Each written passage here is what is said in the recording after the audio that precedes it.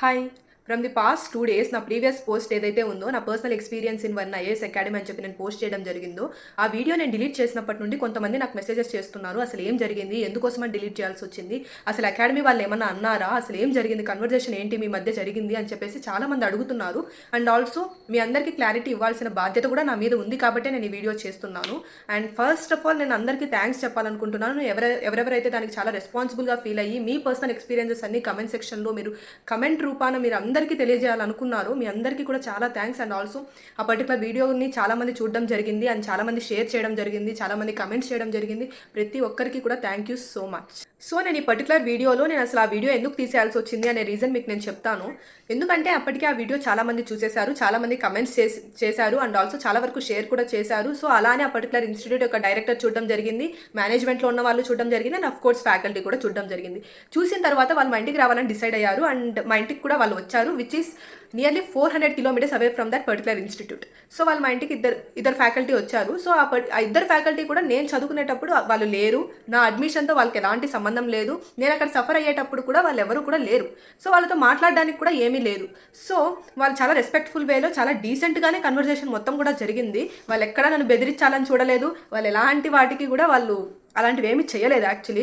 ఎందుకనంటే ఒక particular person నాకు మెసేజ్ చేసి ఇలా చాలా రెస్పెక్ట్ఫుల్ వేలో కన్వర్జేషన్ జరిగింది, అందుకే నేను ఇలాంటి డెసిషన్ తీసుకోవడం జరిగిందని చెప్పేసి నేను చెప్పినప్పుడు, ఓ ఇన్స్టిట్యూట్ వాళ్ళు నీకు అలా చెప్పమని చెప్పారా అని చెప్పేసి నాకు మెసేజ్ చేయడం జరిగింది.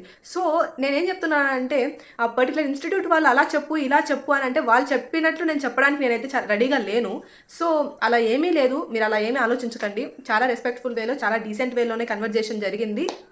సో ఆ ఇద్దరు ఫ్యాకల్టీతో ఎలాంటి సంబంధం లేదు కాబట్టి మా అమ్మ డైరెక్ట్గా నేను డైరెక్టర్తోనే మాట్లాడాలి అని అడగడం జరిగింది. సో వాళ్ళు కాల్లో కనెక్ట్ చేశారు. సో కాల్లో కనెక్ట్ చేసినప్పుడు ఆ పర్టికులర్ డైరెక్టర్ అపాలైజ్ చేయడం జరిగింది, అలాగే మేము చేసింది తప్పే అని ఒప్పుకోవడం కూడా జరిగింది.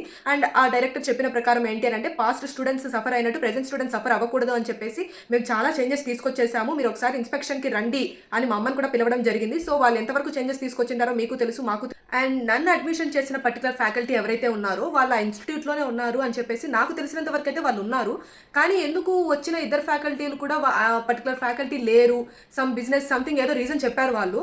సో ప్రజెంట్ అయితే ఆ ఇన్స్టిట్యూట్లో లేరని చెప్పి వాళ్ళు ఎందుకు చెప్పారో కూడా మాకు తెలీదు. సో ఇప్పటికే అకాడమీలో చాలా చేంజెస్ తీసుకొచ్చేసాము అండ్ ఆల్సో నాకు జరిగినట్లు ఇంకా ఏ స్టూడెంట్కి జరిగే ఛాన్సే లేదు అని చెప్పి వాళ్ళు చాలా కరాఖండిగా చెప్పడం వల్ల అండ్ ఆల్సో ఇది ఒక్కసారి మాకు ఛాన్స్ ఇవ్వండి, ఈసారికి వీడియో తీసేయండి అని చెప్పి వాళ్ళు చాలా రెస్పెక్ట్ఫుల్గా రిక్వెస్ట్ చేసినందుకే నేను కూడా వీడియో తీయడానికి ఒప్పుకున్నాను. ఒకవేళ నిజంగా ఆ అకాడమీలో వాళ్ళు ఎలాంటి చేంజెస్ తీసుకురాకుండా అలాంటిదే కంటిన్యూ అవుతూ ఉంటే ఖచ్చితంగా ఒక స్టూడెంట్ వాయిస్ రైజ్ చేయడం కోసం నన్ను ఎవరైనా కూడా హెల్ప్ కావాలని అడిగితే I will be the first person to stand with them. So అలాంటి దాంట్లో నేను ఎక్కడా కూడా వెనకడుగు వేయను. ఎందుకనంటే ఈరోజు వాళ్ళు మా ఇంటి వరకు వచ్చి వాళ్ళు చాలా రిక్వెస్టింగ్ వేలో చాలా రెస్పెక్ట్ఫుల్ వేలో వాళ్ళు చేసిన తప్పును వాళ్ళు ఒప్పుకొని వాళ్ళు అడిగారు కాబట్టి తీసేయమని చెప్పేసి నేను అక్కడ తగ్గడం జరిగింది. అండ్ నేను ఒప్పుకోవడానికి గల కారణం కూడా ఏంటి అని అంటే నేను ముందు నుంచి కూడా నేను ఆశించింది ఒక్కటే, ఏంటి అని అంటే నేను పడిన బాధ, నేను ఏదైతే అక్కడ సఫర్ అయ్యానో అది ఇంకొక స్టూడెంట్ ఎవరు కూడా అది సఫర్ అవ్వకూడదు అనే ఇంటెన్షన్ మాత్రమే నాలో ఉన్నింది. సో అలాంటిది వాళ్ళు ఇంటికి వచ్చి మరీ కూడా అపాలైజ్ చేసి అసలు ఏ స్టూడెంట్కి కూడా ఇలా జరిగే ప్రసక్తే లేదు అని చెప్పినందున నేను అక్కడ తగ్గకుంటే అది మంచిగా ఉండదు కూడా. సో అందుకోసం అని చెప్పేసి సరే వాళ్ళు ఒక ఛాన్స్ కోసం అడుగుతున్నారు కదా, లెట్ ఇట్ బి అని చెప్పేసి నేను కూడా దానికి ఒప్పుకోవడం జరిగింది. ఆ వీడియో తీయడానికి సరే నేను తీసేస్తానని కూడా నేను చెప్పడం జరిగింది, అదే విధంగా నేను తీసేయడం కూడా జరిగింది.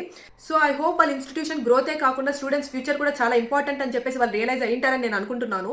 అండ్ ఆల్సో వాళ్ళ ఇన్స్టిట్యూషన్లో ప్రతి ఇయర్ కూడా 10 members 20 members న్యూ అడ్మిషన్స్ జరుగుతూ ఉండవు, హండ్రెడ్స్ ఆఫ్ స్టూడెంట్స్ కొత్తగా జాయిన్ అవుతూ ఉంటారు. సో ఈ హండ్రెడ్స్ ఆఫ్ ఫ్యూచర్స్ కూడా వాళ్ళ చేతిలో ఉన్నాయి కాబట్టి వాళ్ళు ఎంత రెస్పాన్సిబుల్గా బిహేవ్ చేయాలి అనేది కూడా వాళ్ళు రియలైజ్ అయ్యింటారని చెప్పి నేను అనుకుంటున్నాను. కనీసం అవ్వకుంటే ఇప్పటికైనా అవ్వాలి అని చెప్పేసి నేను కోరుకుంటున్నాను. సో ఈ పర్టికులర్ వీడియో అనేది చాలా పాజిటివ్ ఇంపాక్ట్ తీసుకొని వస్తుందని నేను అనుకుంటున్నాను.